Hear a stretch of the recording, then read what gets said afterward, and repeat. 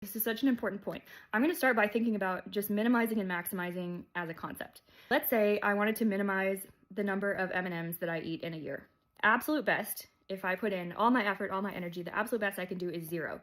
I cannot, no matter how hard I try, I cannot eat negative M&Ms. If I wanted to maximize the amount of M&Ms that I eat in a year, I can eat probably a lot of M&Ms. I could probably eat a really lot. I could eat them for every single meal, for every single day. I might start to get sick after a while. I could start to convince my friends to eat them with me. I could convince my family to eat them with me. I could get really, really hardcore about getting as many M&Ms consumed as possible. At minimum, it's 0. At maximum, it's basically infinite. That is kind of how I think about this difference between minimizing carbon footprint and maximizing impact on the problem. When I think about minimizing carbon footprint, I'm talking about the individual's carbon footprint, things that we do individually to make a difference here. Let's say the best we can do is 0, mathematically. There's all of these things that we don't actually have control over. In the US, 50% of our carbon footprint is made up of things that we have basically no say over, like our military, our infrastructure, our roads, things like that. Then there's like another portion, I don't know how much, of our carbon footprint that is really, really hard to control. You are going to be working harder and harder every single day to get littler and littler bits of your carbon footprint removed.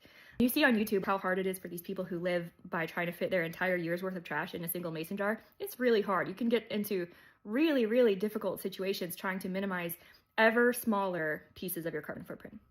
On the maximization angle, it's more complicated because when I think of how to tell you how to minimize your carbon footprint, it's pretty easy. There's like these generic tips I can give. Eat less meat, fly less. When I talk to you about how to maximize your impact on the problem, it starts to get more personal. There's more, I have to know more about you to give you advice about how to do that. I have to know about your talents, your passions, your community. I have to know how you show up in the world and what you might be able to do to make an impact on this problem.